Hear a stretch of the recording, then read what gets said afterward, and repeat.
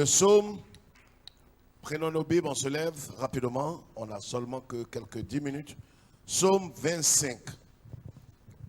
Est-ce que quelqu'un a commencé à mettre tout sous les pieds du Seigneur? Le diable, c'est un menteur. Quand tu vas sortir d'ici, il va te faire croire qu'il est en train de te dominer. C'est pas ça? Mais c'est parce qu'il est déjà en train de fuir. Psaume 25. Amen. Amen. Le psaume 25, nous allons lire à partir du verset 1 Éternel, jusqu'au verset 3. Oui. Éternel, j'élève à toi mon âme. Amen. Mon Dieu, en toi je me confie. Que je ne sois point couvert de honte. Quelqu'un dit Amen. Non, on ne doit même pas dire Amen pour toi. Le psalmiste, c'est le psaume de David, l'un des psaumes les plus importants de David. Amen. Vas-y. Mon Dieu, en toi je me confie. Que je ne sois point couvert de honte. Que mes ennemis ne se réjouissent pas à mon sujet. Tous ceux qui espèrent en toi ne seront point confondus. Ceux-là seront confondus qui sont infidèles sans cause. Amen. Amen.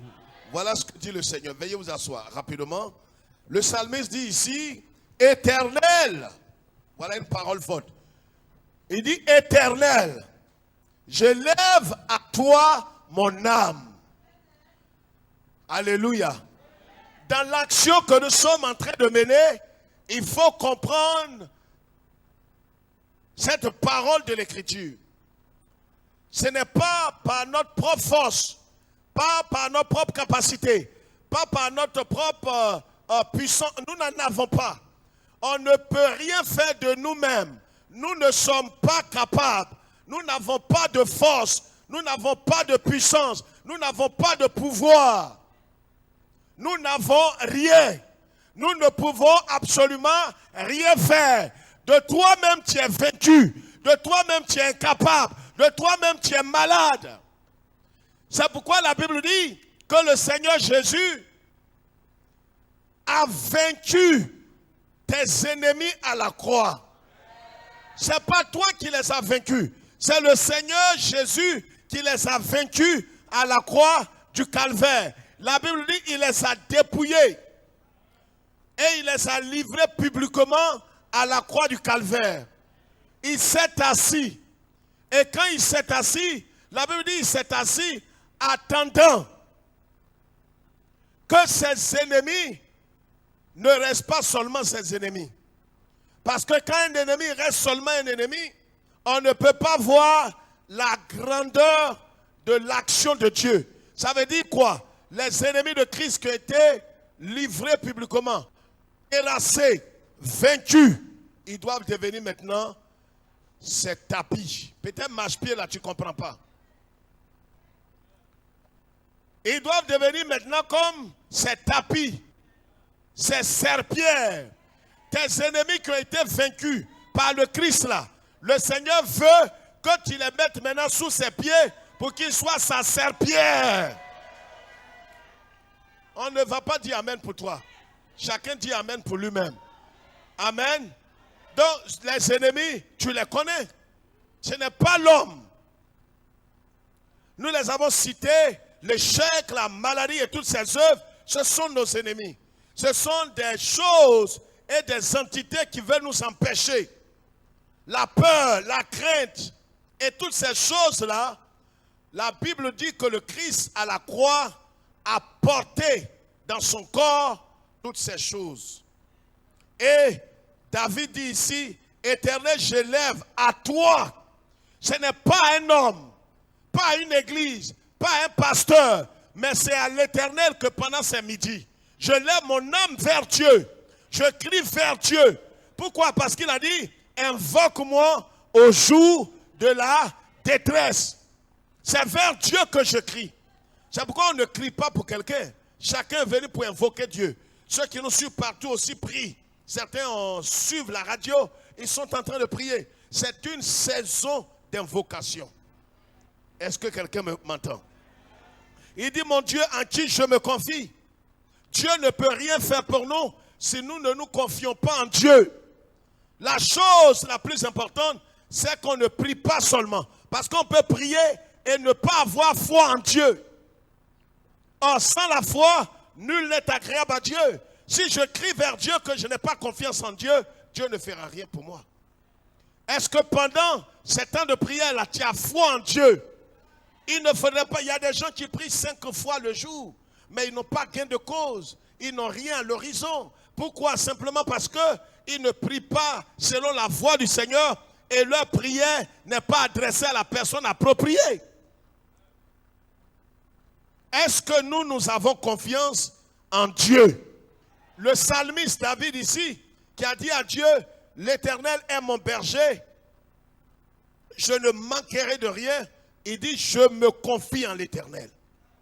Mes frères, si on crie vers Dieu qu'on ne se confie pas en lui, c'est une peine perdue. Il y a des gens qui prient, mais en même temps, quand ils finissent de prier, ils oublient et ne croient pas dans leur cœur que Dieu est capable de les exaucer. Il a prié contre, il a assujetti, il a placé par l'esprit, par la foi, un ennemi de Christ sous les pieds du Seigneur, mais en même temps qu'il dit ça, il ne croit pas que ce qu'il a dit là arrivera. Vous vous souvenez? Le figuier que le Seigneur a maudit dans le Nouveau Testament. La Bible dit qu'il passait, il a vu un figuier, il pensait avoir un fruit pour manger, il avait très faim. Malheureusement, il n'a pas eu de fruit. Et il a dit à cette table que personne, qu'aucun être humain ne mange de tes fruits. C'est terminé. Vous savez, c'est important d'apprendre à parler comme Dieu parle. Le lendemain, quand ils sont partis, là où ils sont partis, là, la Bible dit, quand ils ont fini leur mission, le même jour ils sont passés. L'arbre à qui Jésus a parlé là, était encore intact. Regarde, il y a des situations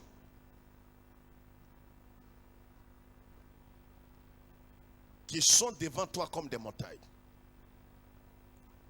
Tu vas t'adresser à ces montagnes et tu auras l'impression que ces montagnes-là, où cette situation ne bouge pas depuis. Quelqu'un comprend ce que je dis? Tu parles à une situation financière, à un travail. Tu es en train d'invoquer Dieu pour tes affaires, pour ta santé, pour ta famille, pour tes entrailles. Mais tu as l'impression que rien n'a changé. Pas de fissure. Mais il faut que tu ne regardes pas aux choses physiques, mais regarde aux choses invisibles. Tes yeux ne doivent pas être sur la chose. Tes yeux doivent être sur le Seigneur. C'est ce qui est arrivé aux enfants d'Israël. Quand ils ont fait le tour des murs de Jéricho, il n'y avait pas de fissure. Le premier, le troisième, le quatrième, le cinquième jour, il n'y avait pas de fissure. Pendant que tu es en train de prier pendant ces 3 jours, cette saison de triomphe, peut-être que pendant le premier jour, le deuxième jour aujourd'hui, tu ne vois rien à l'horizon. Peut-être même que pendant que tu pries, les choses se gâtent autour de toi. Les choses se compliquent. La maladie est en train de se réveiller. Peut-être que tu vois des symptômes de la maladie qui est partie il y a quelques 2 ans. Mais tout ça, c'est les rues du diable pour te dire que tu es dans la bonne voie et que Satan est en train de prendre un coup et que tu es plus que vainqueur. Le diable, c'est un truand. C'est un bandit. Quand tu vas te mettre à prier, tu as l'impression qu'on dirait que tu les as réveillés, que les choses sont en train. Mais c'est comme ça. Tu sors d'ici net à 13h, tu apprends des nouvelles. On t'annonce que ça là, est compliqué, il y a la maladie, il y a tes affaires qui sont pris un coup, il y a ceci écarté. Mais il ne faut même pas te laisser troubler. Dis frère, pourquoi? Mais parce que tu es en train d'aller dans le sens opposé de Satan. Vous savez, quand vous vous suivez là, vous pouvez ne pas vous voir. Mais quand vous allez dans le sens opposé de Satan, vous allez vous croiser. Ça dit, depuis hier, tu as commencé à aller, tu as commencé à emprunter le chemin qui ne veut pas que tu empruntes. Quelqu'un comprend ce que je dis? Donc c'est sûr et certain que vous allez vous croiser. Et quand vous allez vous croiser, ce qui est certain, il n'y a pas match. Parce que toi, tu es déjà vainqueur. Il dit, je ne sois pas... Seigneur, en toi je me confie, que je ne sois pas couvert de honte. Je t'annonce ce midi, conformément à la parole de Dieu, que la honte ne sera pas ton partage. Qu'il te soit fait selon ton amen. Il dit que mes ennemis ne se réjouissent pas à mon sujet. La deuxième chose que je voudrais t'annoncer ce midi, c'est que tes ennemis ne vont pas se réjouir à ton sujet. Tes ennemis ne vont pas se moquer de toi. Tes ennemis n'auront pas de mots à dire à ton sujet. Est-ce que quelqu'un peut crier Alléluia? Dis frère, pourquoi ils ne vont pas se moquer? Parce que la Bible dit que le Seigneur est assis. Et comme il est assis, toi tu as trimballé ses ennemis sous ses pieds. J'ai dit tu les as trimballés sous ses pieds. Alors, dès l'instant où vous êtes sous les pieds de Jésus, Jésus n'est pas un enfant. Quelqu'un m'entend? Ce n'est pas sous mes pieds. Moi mes pieds là, si c'est sous mes pieds, tu peux bousculer mon pied, moi je peux tomber. Mais le problème est que toi, mon ennemi là, tu as été placé sous les pieds de Jésus. Et quelque chose qui est placé sous les pieds de Jésus, qui est-ce qui peut enlever le pied de Jésus? Je voudrais que tu aies foi en Dieu ce midi. Dis je suis libéré. Parle, dis je suis libéré. Dis Satan. Dis Satan. Parle fort, dis Satan. Tu es vaincu. Tes œuvres sont anéanties. Tes projets anéantis. Tes actions anéanties. Tes programmes anéantis. Tu es vaincu. David dit quoi? Je ne sois pas couvert de honte, que mes ennemis ne se réjouissent pas à mon sujet. Tous ceux qui espèrent en toi ne seront point couverts de honte. Je t'annonce que la chose la plus dramatique qui puisse arriver à un homme, c'est d'être couvert de honte. Mais si la Bible est la parole de Dieu, tu ne seras pas couvert de honte. Mais pour que cela soit, il faut que tu mettes ta confiance à un pasteur. Réponds-moi quand on pose les questions, il faut répondre. Est-ce que tu dois mettre ta confiance dans un bishop? Dans une église? Dans un prophète des nations? Si tu le fais, tu vas être réduit à néant. Tu seras esclave, tu seras même maudit. Mets ta confiance en Jésus-Christ. Ça veut dire quoi? Ça veut dire que la confiance ici, c'est quoi? La foi, c'est quoi? C'est une confiance absolue. Je crois que ce qu'il a dit, il va le faire. Amen. Je crois que ce qu'il a dit là, il va le faire. Donc je me comporte en fonction. Parce que je ne doute pas dans mon cœur. Quand Jésus a parlé à ce figuier là, le même jour quand ils sont passés, le figuier n'était pas sec. Et pourtant Jésus l'a maudit. Regarde, de toute façon tu es en train de prier, le diable il est mauvais. Il te dit mais tu vois, tu pries, mais tu vois, il n'y a même pas un début de changement. Dis je n'attends pas un début. J'attends l'accomplissement.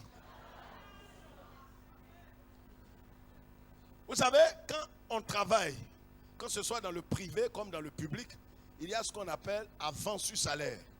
Mais ce n'est pas tout le monde qui prend avance sur salaire. On est ensemble là. Il y a des gens ici qui sont habitués à avance sur salaire. Dis, ce n'est pas de moi ils parlent. Mais il y a des gens qui attendent la totalité de leur salaire. Le Seigneur notre Dieu là, il connaît ses enfants. Il y a des gens qui ont commencé à manger déjà ce que Dieu a prévu. Les premiers, ils ont commencé à manger. Mais toi, tu as commencé à manger. Dis frère, il faut appuyer ça. Mais c'est exactement comme des cultivateurs. Celui qui a fait du riz, qui a planté le riz, mais il mange avant celui qui a fait cacao, avant celui qui a fait palmier à huile, avant celui qui a fait quoi encore? Peut-être même acajou.